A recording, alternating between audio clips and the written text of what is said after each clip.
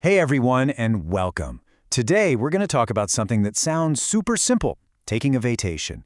But as you're about to see, in the South Korean workplace, actually using your paid time off can be, well, it's a very delicate dance. So let's imagine this for a second. You have the days off, they're on the books, legally yours, but when you go to actually schedule them, there's this feeling, this hesitation. This is the paradox at the heart of it all, and we're going to break down exactly why this happens. All right, here's how we're going to tackle this. First, we'll look at the official laws. Then we'll dive into the unwritten rules of the office. After that, we've got a practical guide on how to ask for time off, some tips for navigating the culture, and finally, we'll peek into what the future might hold for vacations.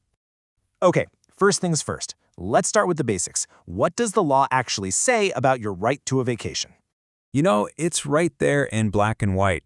The Labor Standards Act makes it crystal clear. Once you've worked for a full year, you legally get 15 days of paid leave. No ifs, ands, or buts. This is the official promise, the baseline for everyone. And the word for this is yoncha. It's a really important term to know. See, it's not some kind of perk or a bonus. It's a fundamental, legally protected right. So, if the law is that clear, what's the holdup? Where does all the difficulty come from?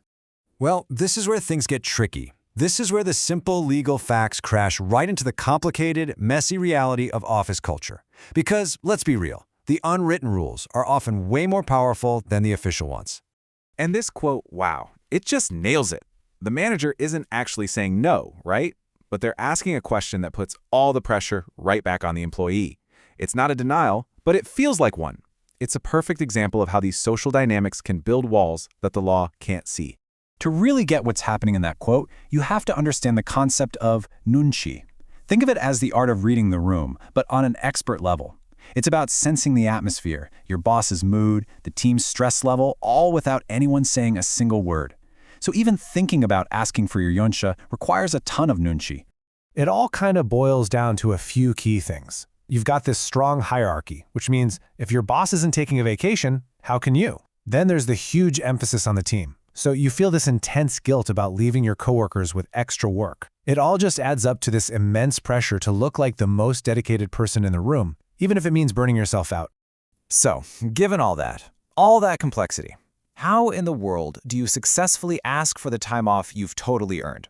Okay, let's get practical. It's really a strategic game. First, you do your homework. You find a time that's going to cause the least amount of chaos for the team. That alone shows you're being considerate. Then, and this is so key, you bring it up informally. It's like a soft launch. You're testing the waters, showing respect. When you do ask, you frame it smartly, reassuring your boss that everything's covered. Then, and only then, do you submit that formal request.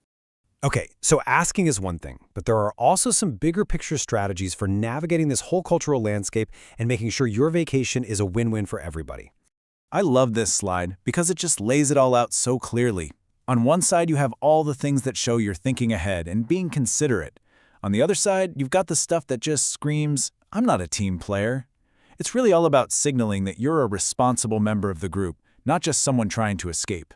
And here's a fantastic pro tip. Bringing back a small souvenir or some snacks for your team, it's called 선물.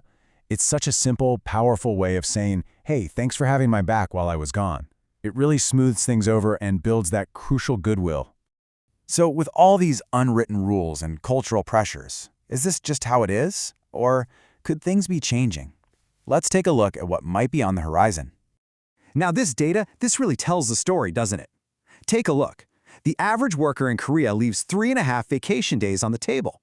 That's nearly 3 times the average for other developed nations. This isn't just a small quirk, it's a huge, measurable trend about work-life balance. But there's a shift happening. The younger generation coming into the workforce, they just have different expectations. They're pushing back on some of those old-school corporate traditions because they genuinely value their own well-being and a healthier work-life balance. And that really leaves us with the big question, doesn't it? It's this constant battle, the pressure to always be performing versus the very real human need to rest and recharge. The way this tension gets resolved is going to shape the Korean workplace for years to come. Thanks so much for digging into this with me.